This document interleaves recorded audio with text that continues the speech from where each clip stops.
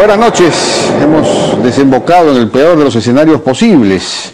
La renuncia del ministro de Transportes, Martín Vizcarra, que en realidad es una suerte de censura implícita, una autocensura, digámoslo así, porque evidentemente, dado este informe de la Contraloría muy negativo, el Congreso probablemente lo iba a censurar y se ha adelantado.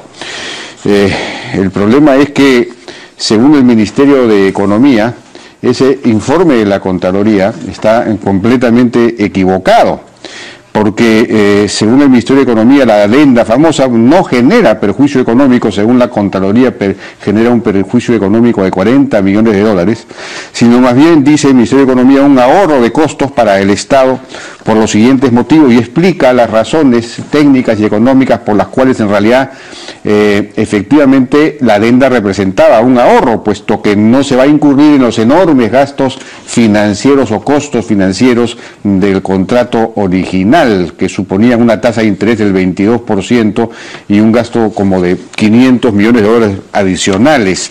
Entonces, evidentemente era más o menos claro, pues, que desde un comienzo, que en realidad el Estado estaba ganando. Ahora, que se estuviese afectando la naturaleza de una asociación público-privada, que ya no, el concesionario ya no iba a tener que conseguir el financiamiento, sino que financiamiento que de todos modos iba a pagar el Estado. Entonces, en ese sentido, como dice el Ministerio de Economía, el riesgo financiero siempre fue del Estado, no fue del concesionario, digamos. El concesionario tenía que conseguir el financiamiento, pero lo iba a pagar el Estado. Y ese financiamiento lo había conseguido, o lo estaba consiguiendo, a unas tasas prohibitivas, draconianas.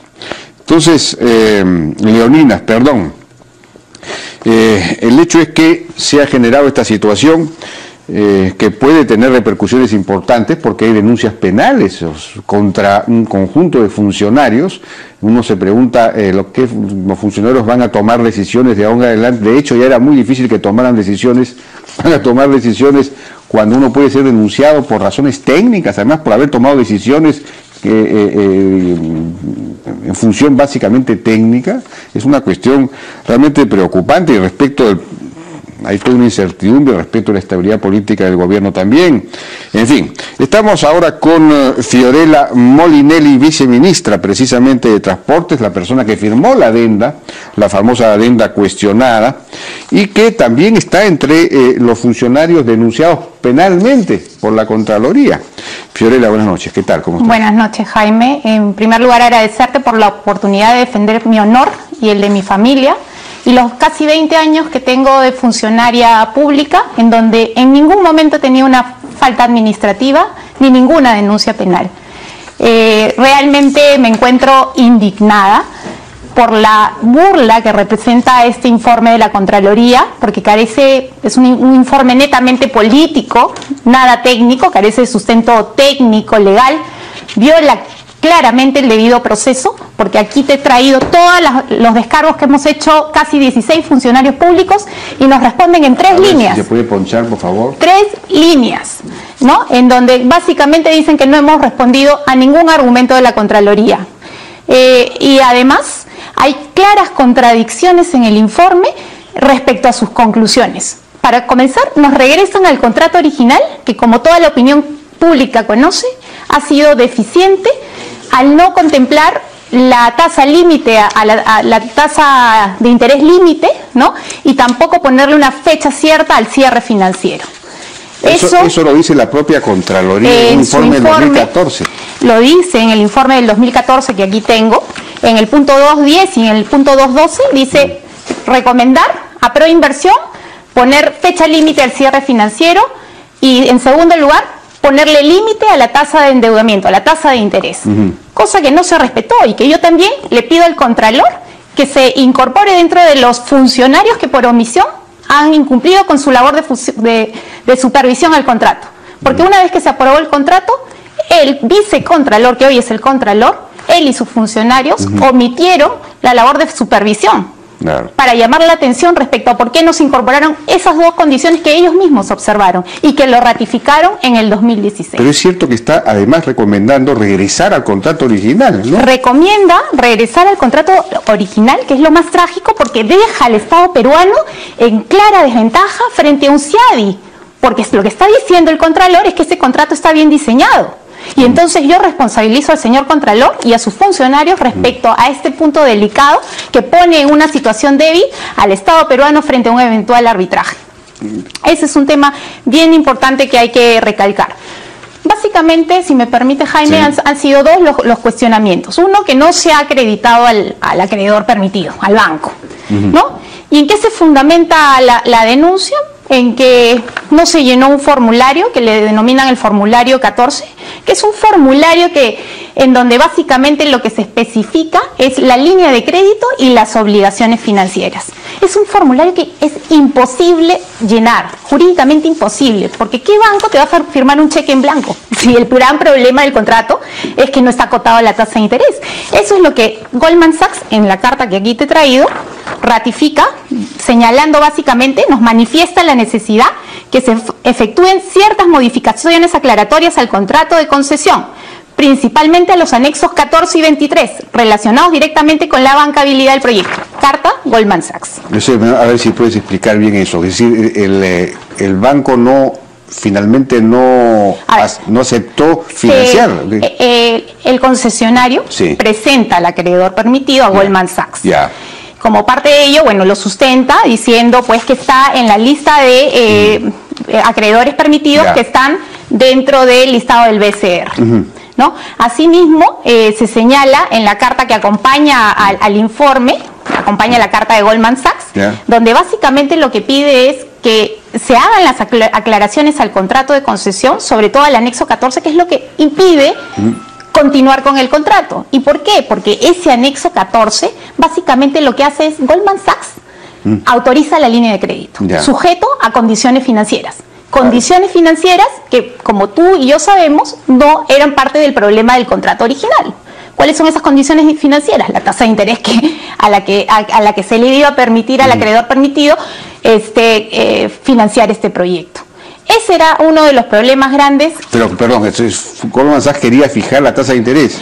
Goldman Sachs, que era el acreedor permitido, iba a financiarle al gobierno peruano el proyecto a través de una tasa de interés de casi 22%, que era justamente una tasa que resultaba onerosísima al Estado peruano, cuyo equivalente en cuotas trimestrales que se iban a pagar durante 60 cuotas, daban un total de casi 500 y pico millones.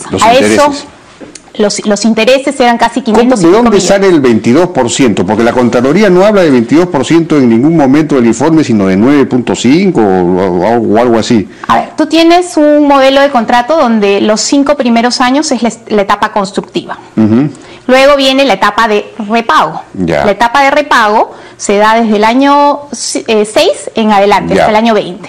Durante 60 meses, cuotas trimestrales, se iba a devolver esa cuota. ¿Cuál era el gran problema? Que para la parte del repago sí estaba claro en el contrato que los intereses eran 7 más 2.5, que era un spread que está reconocido en la cuota de pago. Sin embargo, el contrato no dejaba claro la tasa de interés que se debía contemplar para la etapa constructiva, porque el modelo de contrato exigía que el concesionario pusiera los 265 millones desde el año 0. ¿Quién te pone durante 5 años gratis el dinero?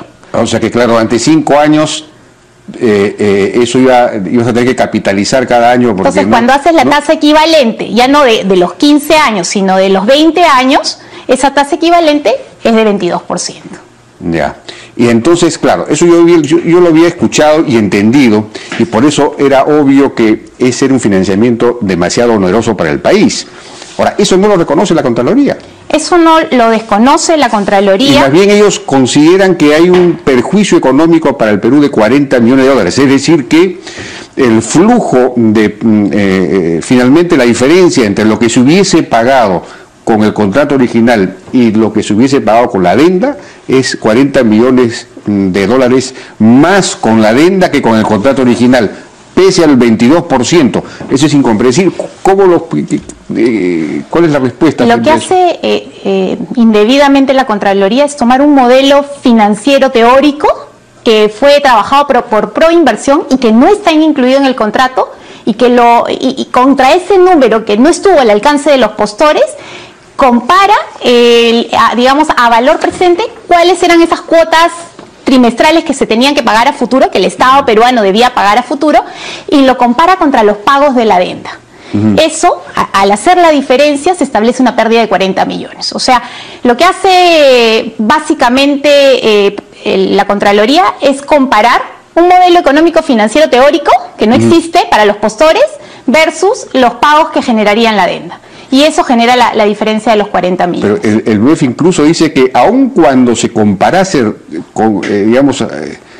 aún comparando con el modelo económico que tú estás diciendo, que es una cosa teórica que nunca entró en vigencia, digamos, utilizando la comparación correcta, la adenda número 1 supera en un ahorro estimado para el Estado entre 200...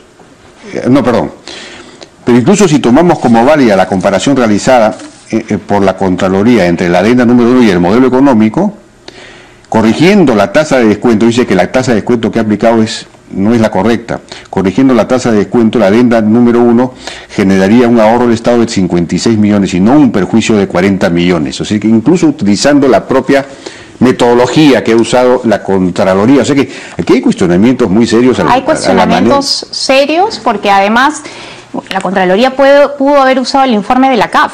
CAF hace un análisis de mercado en donde estima las cuotas de pago, que eran básicamente de 12 millones, y cuando tú traes a valor presente esa cuota, hoy, nos genera respecto a la adenda un ahorro de casi 56 millones.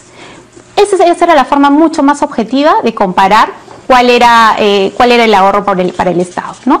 Ese ahorro pudo haber sido mucho mayor, como lo estima también el MEF, dependiendo de los supuestos que se tomen. Pero la Contraloría toma un modelo financiero y hace estimaciones que carecen además de sustento. Yo mandaría a los funcionarios de la Contraloría a seguir una clase de finanzas, porque de ninguna manera se explica la pérdida para el Estado de 40 millones. Explícame. Y eso lo rechazo tajantemente. La clave del asunto acá está en esos 5 años en que no se paga, no se repagan. El repago del préstamo es recién en el año 6. Durante 5 años no se paga nada. Entonces, en esos 5 años, ¿por qué es que crece tanto la deuda? Porque hay que capitalizar intereses. Así es, hay que capitalizar intereses, y lo que asume la Contraloría es que esos 5 años vienen gratis, o sea que el banco tiene que poner los 265 millones desde el año 0 y que durante 5 años pues no tiene derecho a cobrar ningún interés. Eso nadie te lo va a... Pero ¿cómo es posible que la Contraloría pueda, digamos, ignorar una cosa tan elemental? Y además, cuando tú ves el análisis numérico, que es difícil de explicar digamos, aquí a la teleaudiencia, tú dices, nunca han llevado una clase de finanzas los funcionarios públicos de la Contraloría. Están para mandarlos a hacer una clase de finanzas porque no hay forma de explicar una pérdida de 40 millones de ninguna manera. Eso que quede claro, y además dejan un mal precedente para las inversiones en el Perú. ¿Por qué? Porque en ningún momento la Contraloría rechaza que hemos alterado los factores de competencia, la famosa desnaturalización de la APP, que se sustenta en cambiar los factores de competencia, que son 2, el cofinanciamiento, y el otro factor de competencia era el porcentaje de reintegro. La Contraloría implícitamente acepta que no hemos cambiado ninguno de esos factores de competencia. Sin embargo, de manera arbitraria, saca un término que es condiciones de competencia y le da contenido. Dice que dentro de condiciones de competencia deberíamos entender el tema de cambio de la modalidad de pago, el esquema de pago, las garantías, cosa que deja en una clara desventaja al Estado peruano frente a cualquier modificación contractual a futuro. Porque mañana cualquier tema va a ser cuestionado por la Contraloría. O sea, mañana firmo otra modificación contractual y la Contraloría va a tener el derecho de intervenir para decir, bueno, eso que estás cambiando es una modificación contractual, es un cambio en las condiciones de competencia. Y entonces hay una arbitrariedad y una discrecionalidad de la cual se apropia la Contraloría, porque eso le corresponde al ente, al sector. Y va a invalidar cualquier contrato, eso es gravísimo. O sea, nadie va a querer firmar, ningún funcionario público, ningún contrato, porque cualquier cosa va a tener que ser cuestionado, o podrá ser cuestionado por la Contraloría como cambio de las condiciones de competencia, y no a los factores de competencia, que es el término correcto, y que en este caso de este contrato en particular han sido 2. el cofinanciamiento, que sigue siendo los 265 millones y que no han variado, y el porcentaje de reintegro del Estado peruano.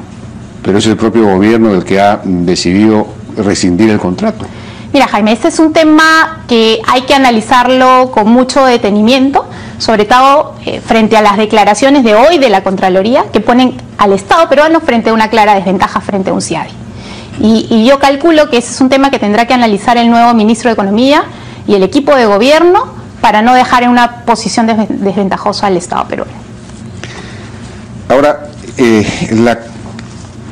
tiene dos conclusiones el informe. La primera conclusión, la verdad que está muy mal escrita y no se entiende bien lo que quiere decir, ¿no? Pero no se entiende nada del informe.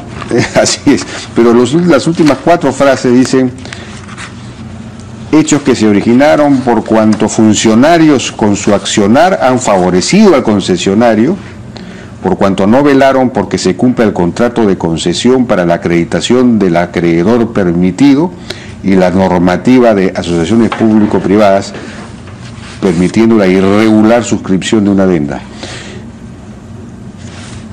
Es decir, ustedes no velaron porque se cumpla el contrato de concesión para la acreditación del acreedor permitido. Este es el oficio, Jaime, que lo he traído, 4739-2016, donde se le señala al consorcio, al concesionario, que Goldman Sachs cumple los requisitos establecidos en la cláusula 1.1 del contrato de concesión para ser calificado como acreedor permitido. Este es el oficio que dice: según la Contraloría no existe. Y como te mencioné, tenemos la carta misma de Goldman Sachs, donde dice, respecto al formulario 14, hay que corregir primero y precisar el contrato respecto a esta imprecisión de la tasa de interés, porque si no, ningún banco en su sano juicio te va a firmar una línea de crédito en donde no queda clara cuáles son las obligaciones financieras. Entiéndase por obligaciones financieras a la tasa de interés. Claro, lo que la Contraloría dice, voy a leer, y la adenda fue suscrita entre el Ministerio de Transportes y el concesionario dentro de los 3 primeros años de firmado el contrato de concesión, sin que el concedente haya autorizado a un acreedor permitido, autorización que no pudo darse debido a que no se presentó el anexo 14. Consecuentemente no existía una oferta de financiamiento cierta al concesionario y por el contrario el posible acreedor permitido expresó que no se comprometía a ello. Bueno, yo no entiendo nada, pero lo que está diciendo es que el acreedor permitido está pidiendo la aclaración primero del contrato respecto a la tasa de interés, que es un problema que la misma Contraloría del 2014 y en esta gestión con Edgar Alarcón advirtieron en sus respectivos informes. Pero esto se presenta pues como si fuese una cosa muy negativa. Además el MTC... Es una formalidad que es imposible de cumplir frente a estas imprecisiones y vacíos de la Contraloría, que como te digo, el Contralor, cuando fue vicecontralor y su equipo, no advirtieron ni supervisaron una vez que se firmó el contrato. Sorprende ahora el entusiasmo y la minuciosidad que le ponen justamente al tema de la adenda. ¿Dónde está la doble? Veo una doble moralidad, ¿no? A mí, personalmente, el Contralor me incluye en el informe por haber omitido mi función de supervisión. Bueno, a él le pregunto, cuando fue vicecontralor, él y su equipo, ¿por qué no supervisó el cumplimiento adecuado del contrato de concesión? Hay que investigarlo también, ¿no? Porque nos regresa encima a un contrato que carece de esos dos temas. Carece de la precisión de la tasa de interés y carece del cierre financiero. Pero además, Jaime, yo te quería comentar que yo fui cuando asumí la gestión, yo tuve partió de mí el hecho de visitar al Contralor, y están los registros seguramente en la Contraloría, en donde le pedí un equipo de acompañamiento para interpretar los vacíos que teníamos respecto a las trabas de la inversión. Me puso un equipo de acompañamiento donde estuvo Edgar Cotrina y su gente, y frente digamos, hicimos la lectura conjunta del contrato, y frente a ellos se genera esta carta el 12 de octubre del 2016. Es una carta que el mismo Contralor firma, no me lo firma un funcionario de tercera línea, me lo firma el mismo Contralor. ¿Y qué dice? Primero, ratifica la generalidad del contrato, que no acota la tasa de interés, que no le pone límite a la tasa de interés, no me manda a caducar, claro, no me observa nada. Y en segundo lugar, me dice consulta a Proinversión si los postores tuvieron acceso a los informes financieros. Hicimos la consulta a Proinversión, tenemos la carta donde Proinversión nos dice: Los postores no tuvieron acceso a los informes financieros, que es lo que te está diciendo allí el MEF. El famoso modelo financiero. El modelo económico financiero, que fue parte de estudios internos que hizo Proinversión y que no formaron parte de las bases y menos del contrato. Luego de corroborar con Proinversión que estos informes no estuvieron al alcance de los postores, nos recomienda, de ser negativa la respuesta señalada en el numeral precedente, negocia, no me dice evalúa si negocias, me dice negociar con el concesionario la tasa de cierre financiero o su equivalente en cuota pago, o la cuota de pago trimestral. ¿Qué es lo que hemos hecho? No. Yo pude haberme ido de repente a ESAN o alguna entidad, digamos, académica a ver el cálculo de la tasa a negociar, pero preferí hacerlo con un organismo internacional, justamente para blindar de cualquier duda, y lo hice con la CAF, porque la CAF no va a poner en prestigio su reputación de 19 países en el mundo. ¿Y la CAF qué dijo? Y la CAF emitió un informe donde nos hace el cálculo, nos da el margen de negociación, nos dice, negocia hasta un máximo de 12 millones de cuota trimestral, frente a los 14 millones que nos pedía el concesionario, frente a los 8 millones que era lo del modelo teórico que no estuvo al alcance de los postores. Entonces ese era nuestro marco de negociación objetiva, que hemos respetado en todo momento, y que la Contraloría, obvio, no lo reconoce ni en sus informes. Pero negociaron ustedes con... Nosotros negociamos con Goldman Sachs, pero frente al tema digamos, de esta hipotética tasa de interés que nos pone, la tasa de interés de mercado que nos da la CAF, hubo una alternativa mejor, que era no pagar ningún tipo de interés para la etapa constructiva, para los intercalares, y cambiar la modalidad de pago. O sea, lo que se iba a pagar en diferido después del 5º año de construcción, porque siempre el riesgo de financiamiento ha sido del Estado, nunca ha sido del privado. El riesgo de financiamiento siguió siendo del Estado, solo que ahora el Estado cambiaba la modalidad de pago. Se iba a pagar conforme se avanzaran las obras. Esa es la diferencia, y nos ahorrábamos intereses. Pero ahí hay argumento del costo de oportunidad, que se pierde el costo de oportunidad. Digamos, bueno, pero cuando comparas, pues usa tu bono, tu tasa equivalente para que usas para los bonos soberanos, que máximo pues puede ser 5 o 6%, y ahí de todas maneras sigues teniendo un ahorro. Claro. O sea, no hay forma, sustentado numéricamente y siguiendo buenas clases de... Es decir, si el Estado hubiese tomado un préstamo para financiar, un préstamo por su cuenta, digamos, para financiar estas obras, había un ahorro definitivamente. Había un ahorro tremendo, porque hubiera sido al 5 o 6%. Así es. En cambio, en este contrato era altísimo, pues 22%. ¿Eso quién lo va a permitir? Y el Contralor nos regresa ese contrato, que tiene ese defecto, gravísimo para la historia del Perú. Gravísimo, porque así ningún funcionario público, como tú dices, responsable, va digamos...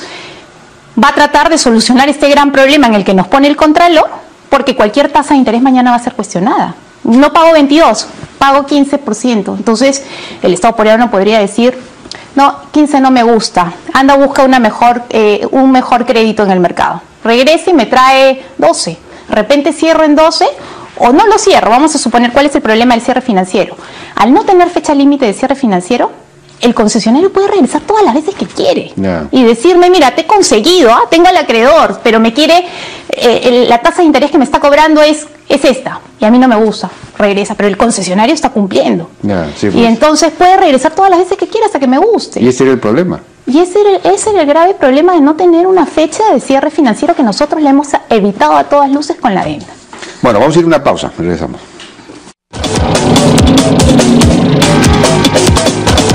Seguimos conversando entonces con Fiorella Molinelli, viceministra de Transportes, todavía viceministra de Transportes, ¿no?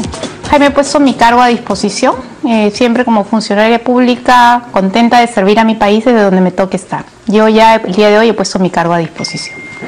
Bueno, y una de las cosas que se dijo en determinado momento es que tú has sido socia de Alfredo Dahmer, que formaba parte, o no sé si sigue formando parte del directorio de Ocitran, directorio que aprobó la adenda contra el informe técnico digamos, interno de Ocitran. Y se ha dicho que tú eras socia, has sido socia de él, y que podría haber pues por eso es que él, en todo caso sería una crítica o un ataque a él más que a ti, pero de todos modos, no sé.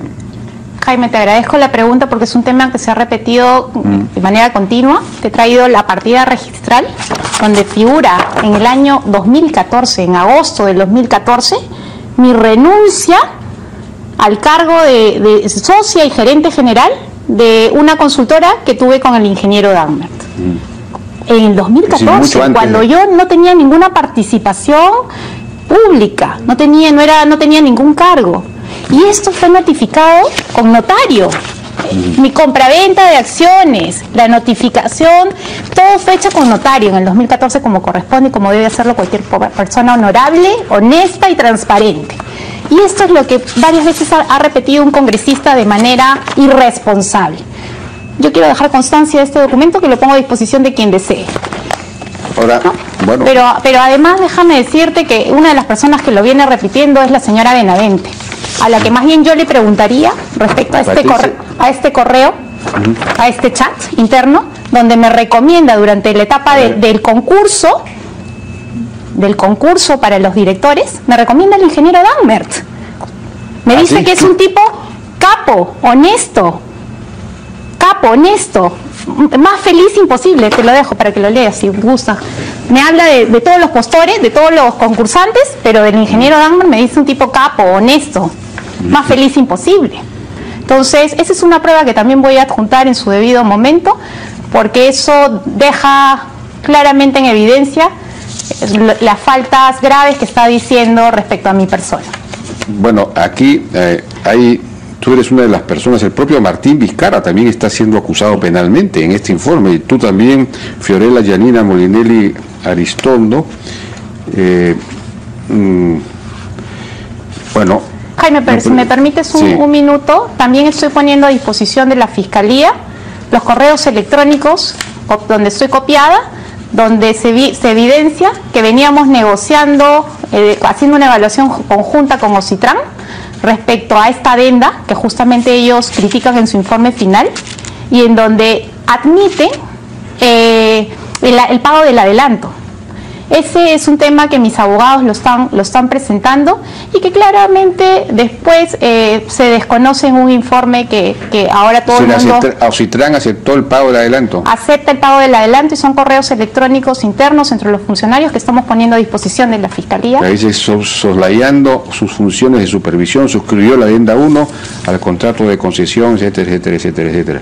Dicho sea de paso, al final de esta enumeración de funcionarios, dice: los hechos anteriormente expuestos configuran la presunta responsabilidad administrativa, funcional, etcétera.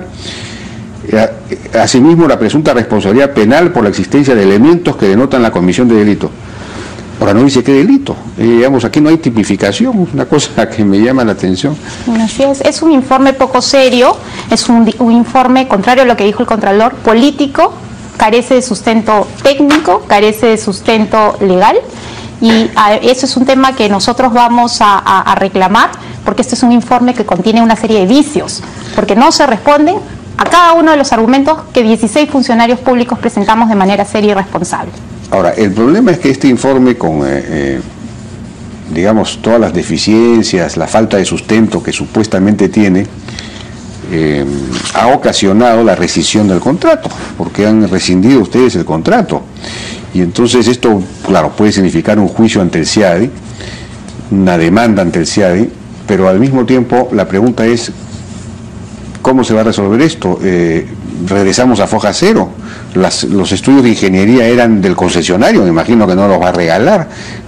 Hay que volver a hacer estudios de ingeniería, en fin, esto se va a hacer por obra pública. ¿Cómo se va a resolver este tema? Como tú bien señalas, los estudios de ingeniería le corresponden, son de propiedad del concesionario.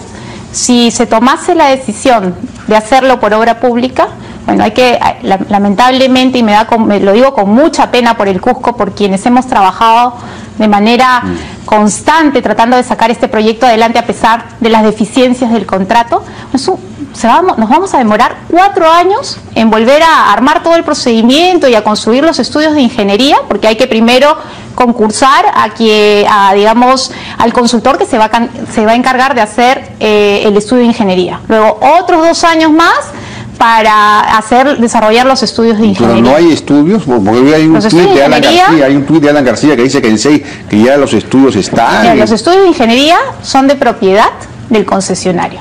Yo no estoy segura si el concesionario va a querer vender sus estudios de ingeniería. Eso habría que preguntárselo al concesionario. Y bueno, en los 5 años que ya sabemos que demora la construcción del aeropuerto. En total, estamos hablando de un promedio de 9 años.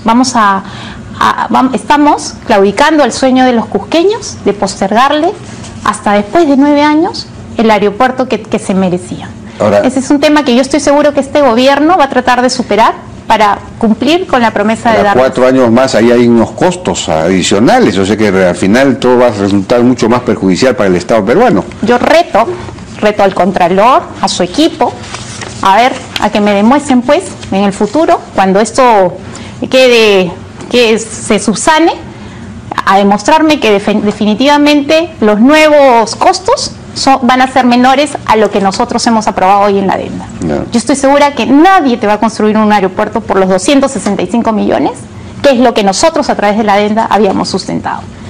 Y la historia lo demostrará. La historia va a ser la mejor defensora de este proceso que hoy Contraloría nos abre. Y bien, vamos a ver pues cómo se resuelve todo este tema, ¿no? Sí, y hay que preocuparse por justamente cómo queda toda esta seguridad jurídica de las inversiones, ¿no? Es una bomba atómica que la Contraloría diga, pues, condiciones de competencia, saca su as bajo la manga y dice condiciones de competencia y le da de manera taxativa, construye puntos, construye elementos y variables que para juicio de la Contraloría son condiciones de competencia. Mañana nadie te modifica un contrato, porque la consecuencia de modificar un contrato es que la Contraloría intervenga y diga, uy, me has cambiado condiciones de competencia, cuando lo correcto es ver que no se cambien factores de competencia. Bueno, el propio ministro Vizcarra pidió que la Contraloría sometió su decisión a lo que diga la Contraloría, la empoderó en cierto sentido, ¿no?